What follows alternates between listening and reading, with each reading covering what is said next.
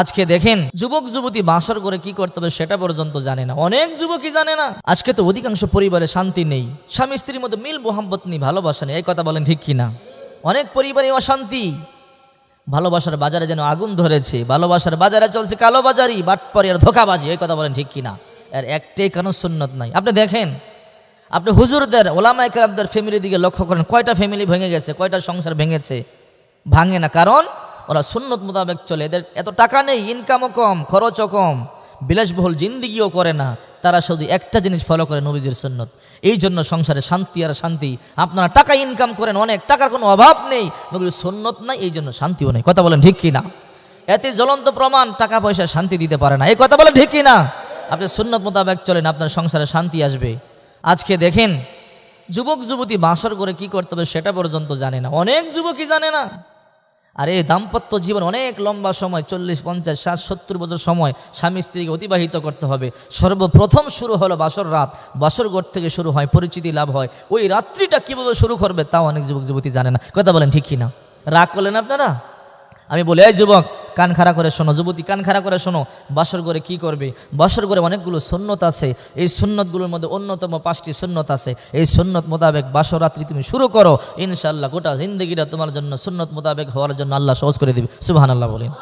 প্রথমে সুন্নত মোতাবেক না শুরু করলে পরে তুমি কি করে সুন্নত মোতাবেক চলবে? কি সুন্নত আমি বলে দিই। 5টি সুন্নতের মধ্যে একটা সুন্নত হলো বধূকে, কনেকে, স্বামীকে খুশি করবার জন্য মেহেদি মাখতে হবে। হাতে পায়ে যে জায়গায় মেহেদি দরকার, সুন্দর করে স্বামীকে খুশি করবার জন্য তুমি মেহেদি ব্যবহার করবে।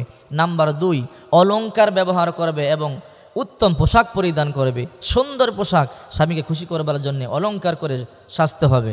এরপরে নাম্বার 3, এবং সাজতে হবে স্বামীর জন্য যেই সাজা ইসলাম অনুমতি দিয়েছে। অনেকে তো ব্রু প্লাক করে, উল্কিয়াক, এগুলো ইসলাম নয়, এগুলো শরীয়ত বিরোধী, হাদিস পরিপন্থী, এগুলো করা যাবে না। তবে যেই সাজা শরীয়ত সম্মত, স্বামীর জন্য যতটুকু সম্ভব স্বামীকে খুশি করবার জন্য 3 নাম্বার এই সাজসজ্জা করবে। নাম্বার 4, স্বামী যখন ঘরে ঢুকবে বাসর ঘরে, তখন স্ত্রীকে সালাম দিবে। সালাম দিয়ে ঘরে ঢুকে স্ত্রীকে নিয়ে 2 রাকাত শুকরানার নামাজ আদায় করবে, দুইজনে একসাথে। সুবহানাল্লাহ। নবীজির সুন্নত কত সুন্দর, সুন্নত শুরু করবে। আর অনেকে এগুলো করবে শুরু করতে থেকে নিজের কাজ শুরু করে দেয়। কথা বলেন ঠিক কিনা?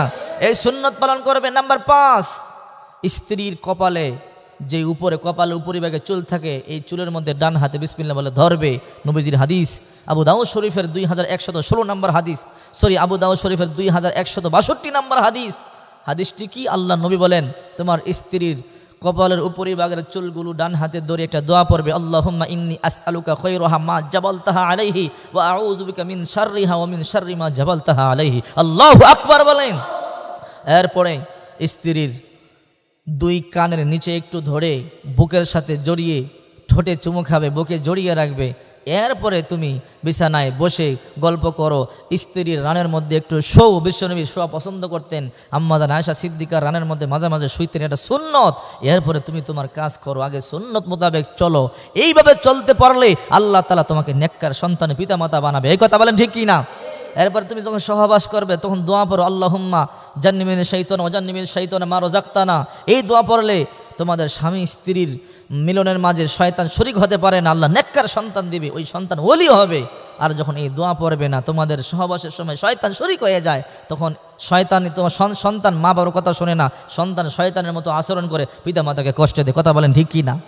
অনেক পরিবারই দেখা যায় মা একদিকে ঘুমায়, বাবা একদিকে ঘুমায়, মাঝখানে ফাঁকা থাকে। সাবধান, 3 জায়গায় ফাঁকা রাখবেন না। একটা হলো যখন নামাজ পড়া হয়, নামাজের কাতারে ফাঁকা রাখতে রাসূল নিষেধ করেছে, সেখানে শয়তান এসে হাজির হয়ে যায়। 2 নাম্বার, ইসলামিক মজলিস, কোরআন হাদিসের মজলিস, ইসলামী জলসা, যেখানে আল্লাহ রসুলের আলোচনা করা হয়, সেখানে ফাঁকা রাখা নিষেধ, শয়তান হাজির হয়ে যায়। নাম্বার 3, স্বামী স্ত্রী যখন ঘুমাবে, একসাথে ঘুমাবে, তখন ওখানে ফাঁকা রাখা যাবে না। ওখানে ফাঁকা রাখলে শয়তান শরীক হয়ে যায়। আজকে স্বামী একদিকে, স্ত্রী একদিকে, মাঝখানে শয়তান, তো ওই সংসারে শান্তি হবে কোত্থেকে? কথা বলেন ঠিক কি না?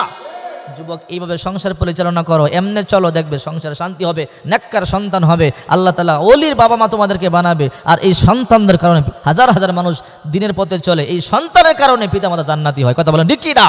আল্লাহ পাক আমাদের সকলকে নেককার সন্তান পিতামাতা হিসেবে কবুল করুক। সবাই বলে আমিন।